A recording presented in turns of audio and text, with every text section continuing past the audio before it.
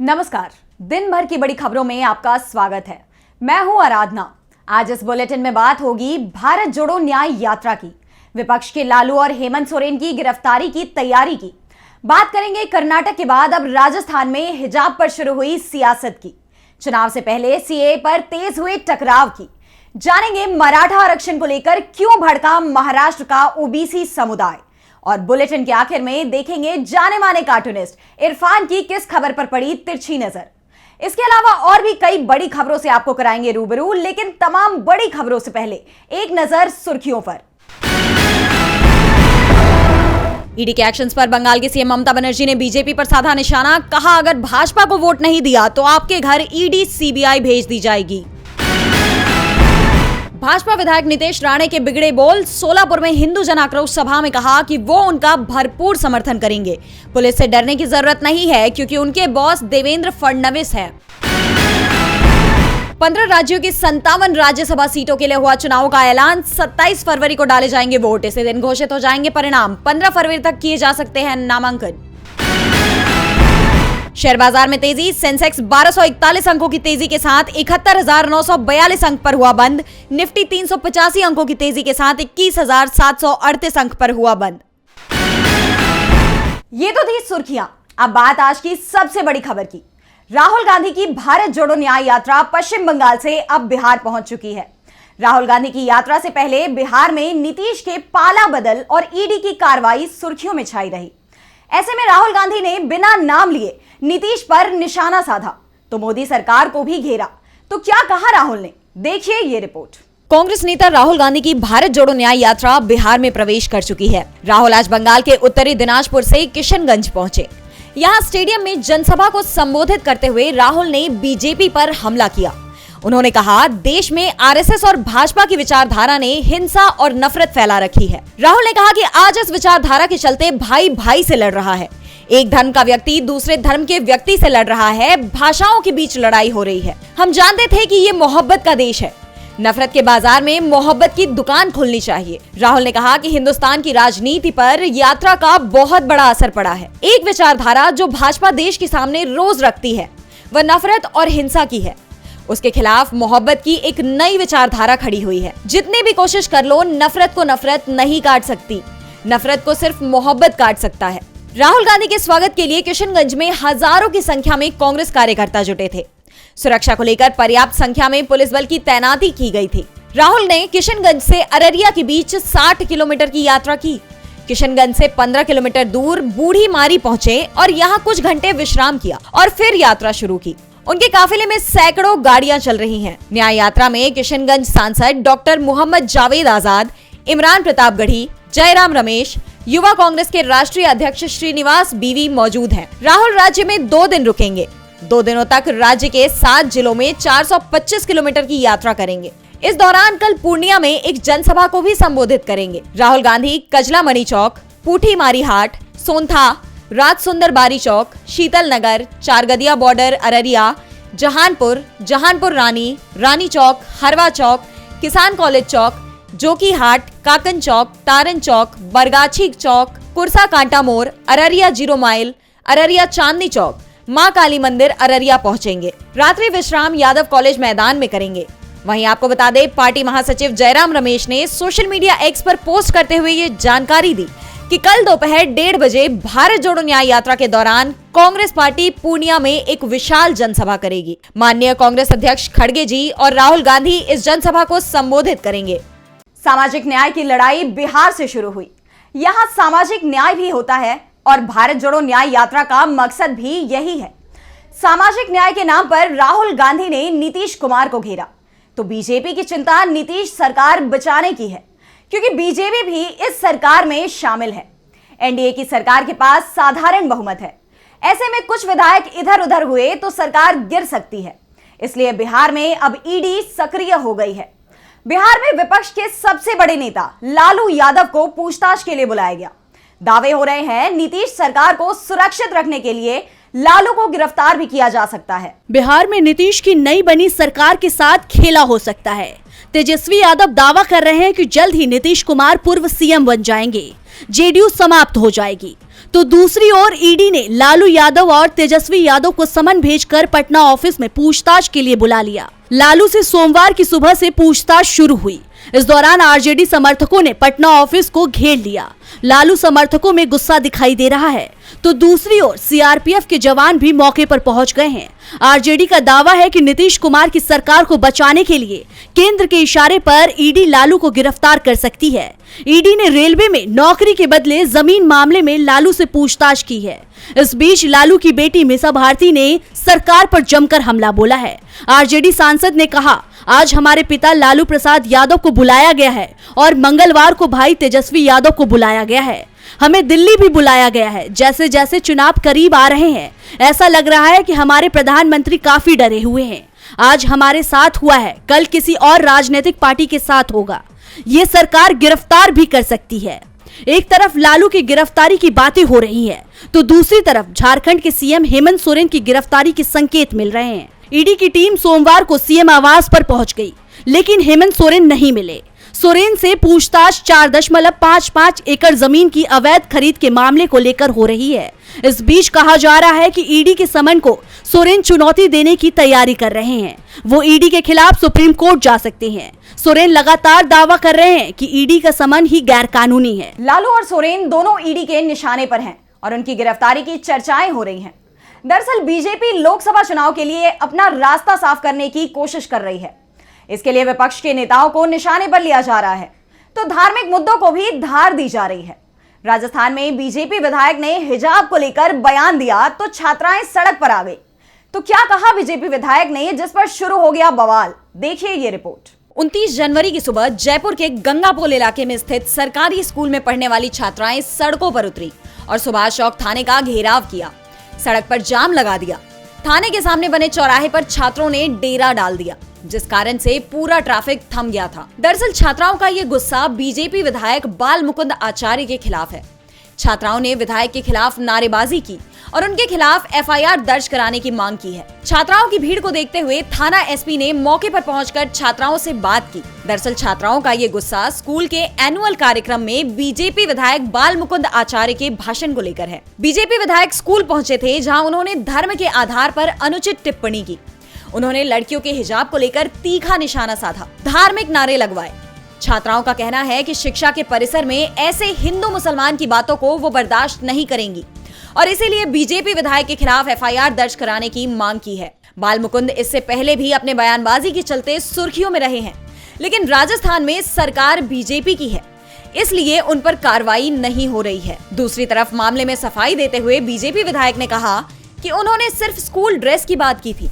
कांग्रेस विधायक रफीक खान ने ये मुद्दा विधानसभा में उठाया, लेकिन बीजेपी विधायकों ने उन्हें बोलने नहीं दिया। साफ है कि बीजेपी अब हिजाब के सहारे राजस्थान में ध्रुवीकरण की कोशिश में जुट गई है। राम मंदिर, हिजाब ही काफी नहीं है, अब सीएए की तैयारी हो रही है। लोकसभा चुनाव से पहले अब केंद्र की मोदी सरकार सीएए को लेकर आने वाली है और इसे लेकर अधिसूचना किसी भी दिन जारी हो जाएगी।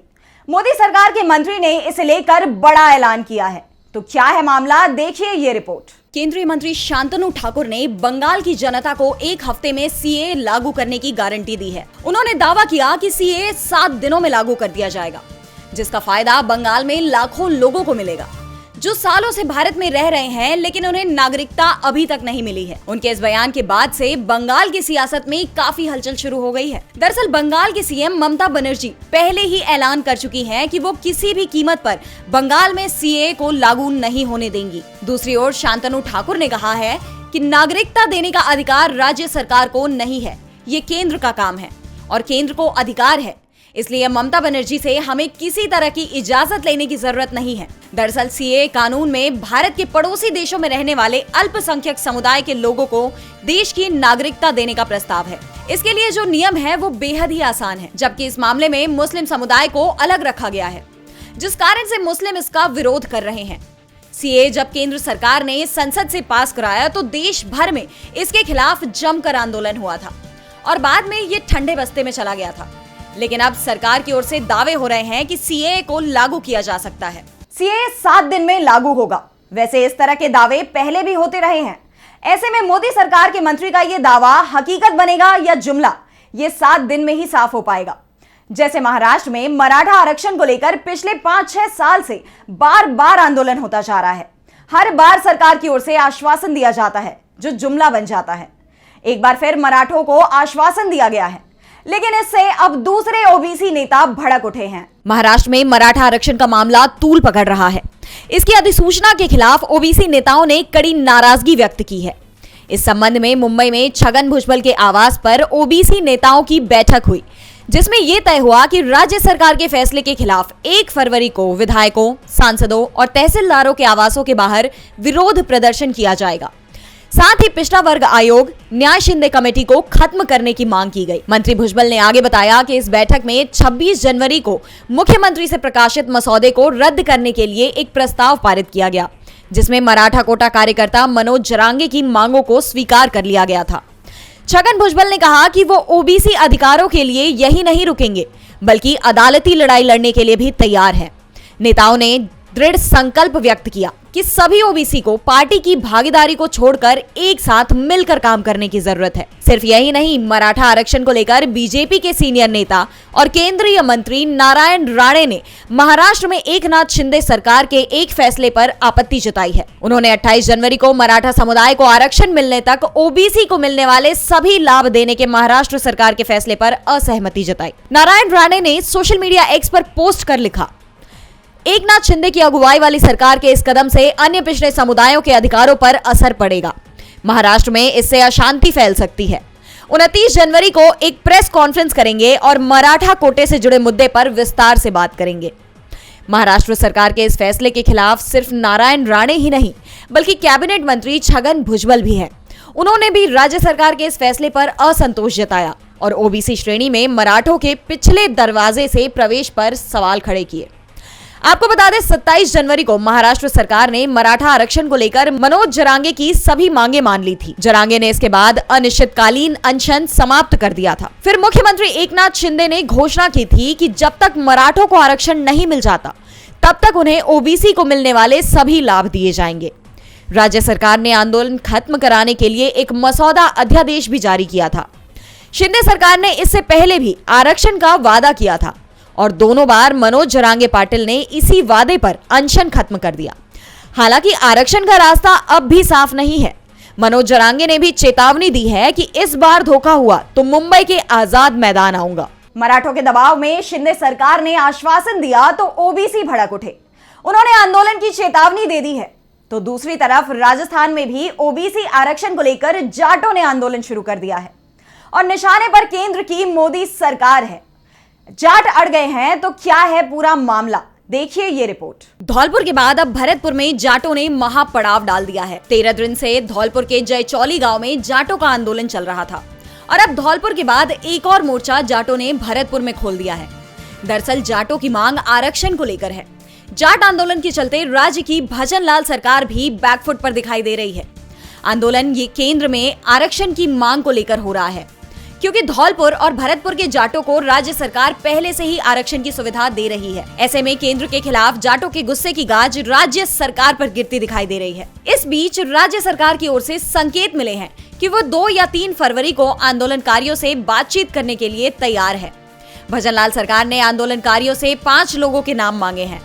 सरकार ने 2 विधायक और 2 मंत्रियों की एक कमेटी बनाई है।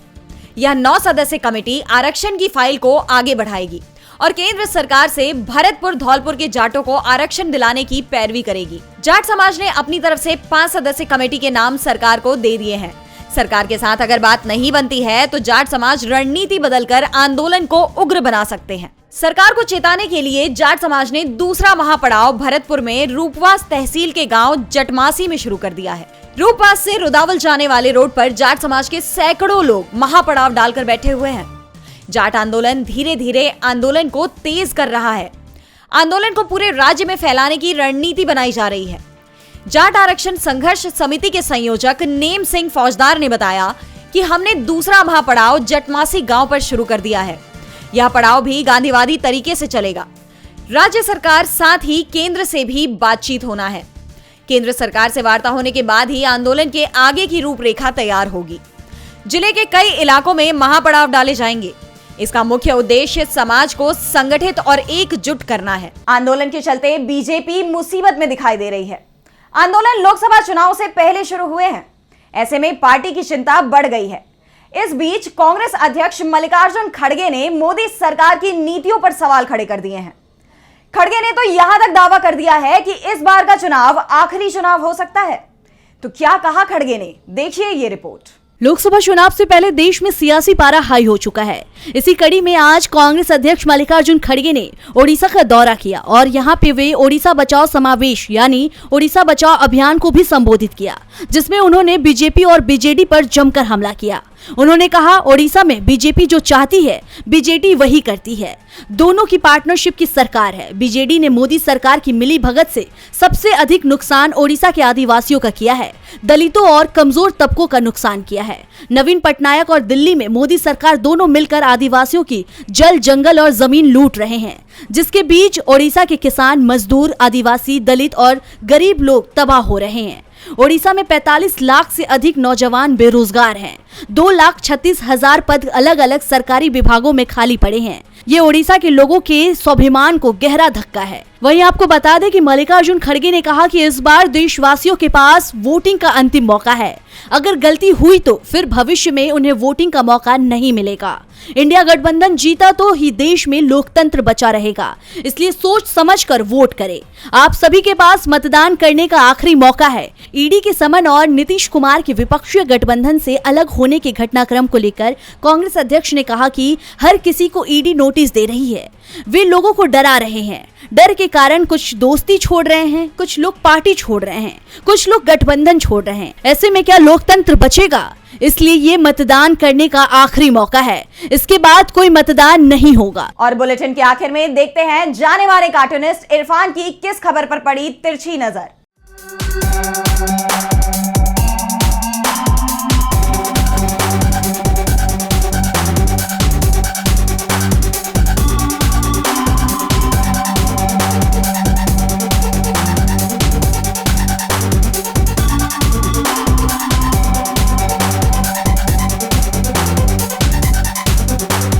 पीएम मोदी ने आज परीक्षा पे चर्चा कार्यक्रम में बच्चों से बात करते हुए इस बात का राज खुला कि कोरोना के समय में उन्होंने लोगों से थाली क्यों बजवाई थी।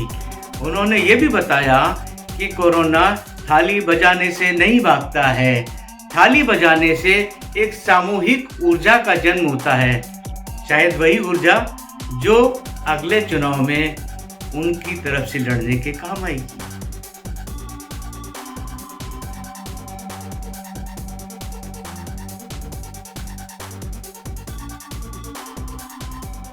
बहुत बहुत शुक्रिया इरफान जी। तो आज इस बुलेटिन में बस इतना ही। देखते रहिए डीबी लाइव। नमस्कार।